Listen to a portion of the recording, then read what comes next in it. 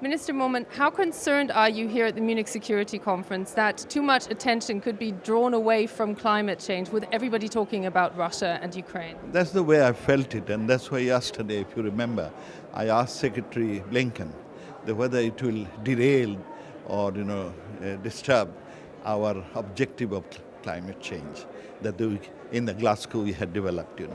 But he said no. I said, will there be a race, mad race for more weapons and more of defense expenditure? He said no. I said, if there is a more defense expenditure, probability is that there would be reduction of the commitment of $100 billion a year. He said, no, this is an existential problem and the US will stand by its commitment. So this is the good news for me.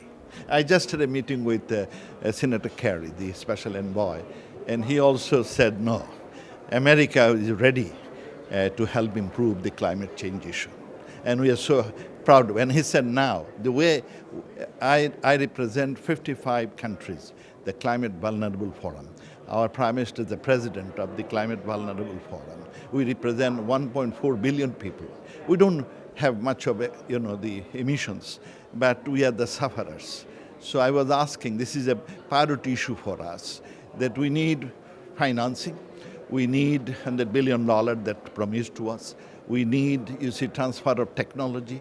We need at least an aggressive commitment by all, particularly the G20 countries, so that the climate, remains 1.5 degrees centigrade.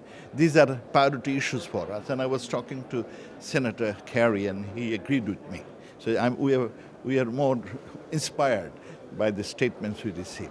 So a very upbeat assessment, but with the multiple of crises that are going on, we have the pandemic, we have the European Union spending hundreds of billions on basically getting out of this pandemic. We have the issue of vaccine distribution. So which are the main pressure points here? You see, this pandemic is almost in the way of going away. We managed it very well through partnership, although some countries didn't get enough. There has been a lot of gaps. Even the Ukraine issue is a temporal issue. It will go away. You see, there we need to have dialogue and discussion, and my reading is through dialogue and discussion we resolve. But climate issue, if we don't attend it the way we should, it would be such a disaster, then trillions of dollars will not be enough to make this, because many damages would be irreversible, and that's what we are afraid of. And that's why we're trying to bring the attention of all the leaders so that the priority issue should be the climate issue. That is the disaster we are about to face. And that should not be derailed from that due to other global problems.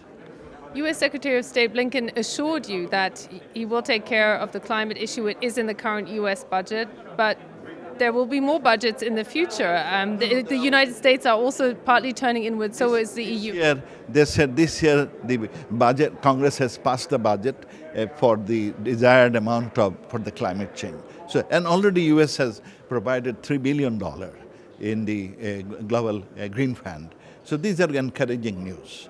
And the way the commitment they are giving, hopefully they will continue to provide enough financing. What's the next key test of how serious rich countries are about climate? G20 countries must come forward in partnership and collaboration to reduce the global emission, because they are responsible for almost 76 to 80% of the global emissions, particularly China, India, Russia, and of course US. US is taken a step towards reducing these emissions. But others should come forward, and there are no alternative to it. And the good news is there is a mindset now to handle these issues. But we must not wait for long. We have to act now. Abdul Momen, Foreign Minister of Bangladesh, thank you so much for talking to us. Thank you so much.